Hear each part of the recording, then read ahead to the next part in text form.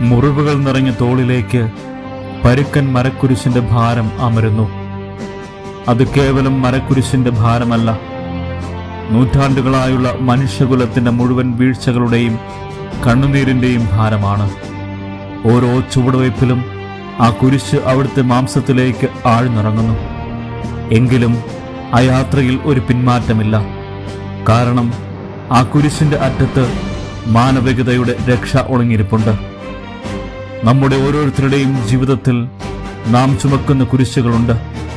രോഗത്തിന്റെ, ദാരിദ്ര്യത്തിന്റെ, ഒറ്റപ്പെടലിന്റെ കുരിശുകൾ. അവയെ ഭാരമായി കാണാതെ വിശുദ്ധീകരണത്തിനുള്ള വഴികളായി കാണാൻ ഈശോ നമ്മെ ക്ഷണിക്കുന്നു.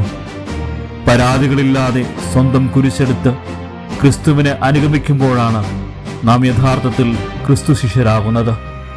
ഈ കുരിശ് യാത്രയിൽ തളരാതെ മുന്നേറാൻ അവിടുന്ന് നമുക്ക് കൂട്ടുണ്ട്.